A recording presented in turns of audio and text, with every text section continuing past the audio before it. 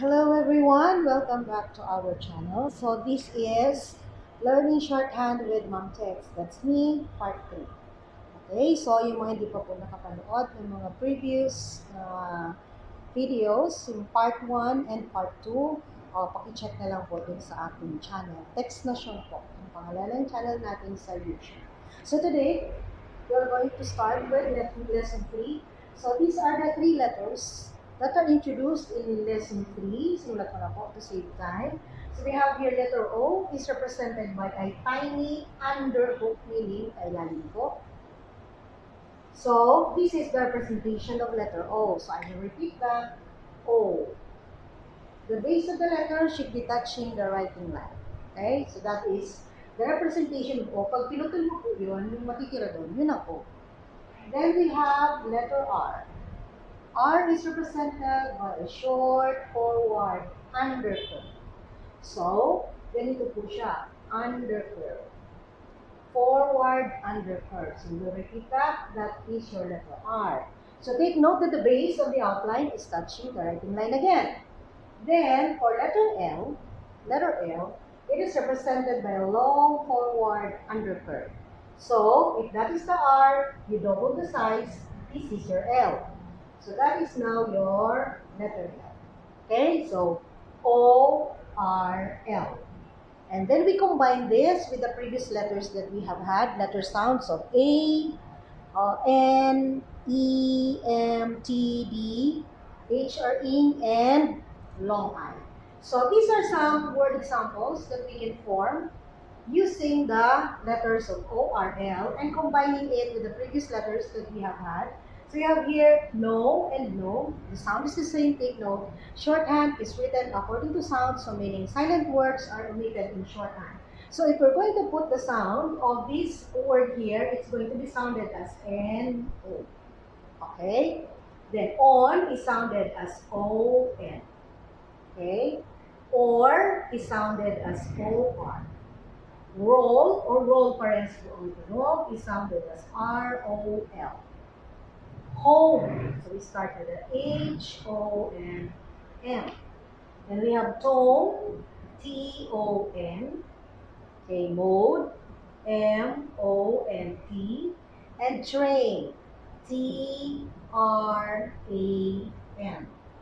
Long A. So, if we're going to write this in the long shorthand outline, we put here the lines. So these are the lines supposedly of your steno notebook. Take notes. Steno notebook is important in learning shorthand because this is where you can really identify the sizes of the outlines. Important are the sizes of the outline so that you can distinguish one from the other. Okay, so we write N-O. So that is no. So we have O-N. Take note for O-N, you have to write O sidewards to facilitate the writing of the straight line. So O-N. So O-N-N. The base of the outline should still be touching the writing line. Then we have O-R. Repeat that. O-R. And then R-O-L. So R-O-L. Take note that R is shorter than L. Okay. H, you make use of sidewards O, H-O-N. Okay? T, also we use sidewards O to facilitate the line, O-N. So that is tone, and then M-O-D for mode, and T-R-A-N for train. So there you go. Take note that shorthand is written according to sounds. These are just some examples, but we can still form a lot, but it will be better if we're going to incorporate all this in sentences so that we can also incorporate the previous outlines that we learned in lessons 1 and 2. We remove that to save time and to save space. Alright guys, so let's form sentences out of the letters that we have had.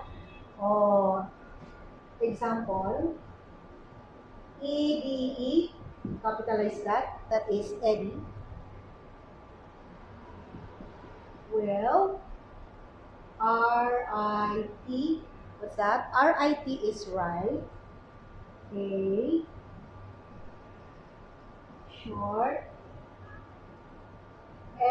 L-E-T-R. L-E-T-R. L-E-T-R. What's the word? It's letter. A short letter, 2, N-A-T-E, not period. So we learned this last time, period. Number 2, M-I-D-A-D-E, daddy, will have a D-A-T, what's D-A-T? That is date, with E-L-A, Ella. Take note.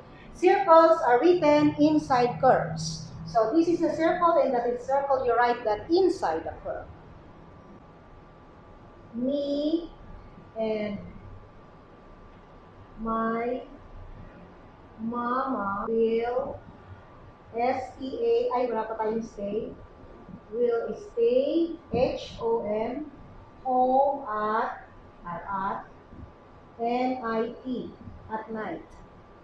Okay? Number 4,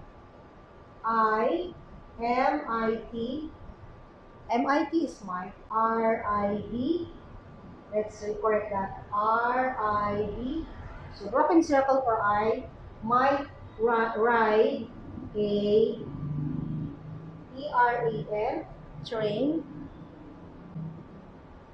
the park. Period. Okay, so we can form a lot more of sentences incorporating all these letters that we have had from last lessons to today.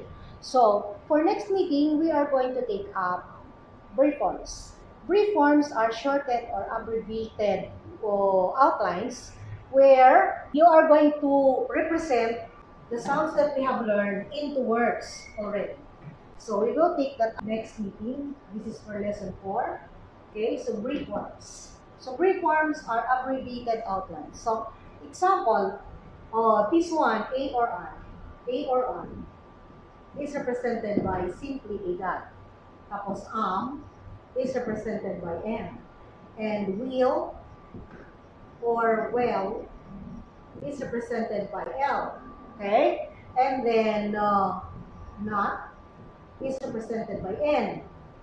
R, our, and our is represented by R. O is represented by O. It or at is represented by T. Would is represented by D. So you see, all this you can read, this is M, but this is also This is H or in, but this is also A or an. This is L, and but this is also will or well, and this is N. This is also not. And then R, our. So the sound kasi is very similar. And then O, that's represented by O, it or at represented by T, and would represented by T. So this will be our lesson for next meeting. Everyone, welcome back to our series of shorthand lessons with Mam Teks. So today we're going to take up lesson 3.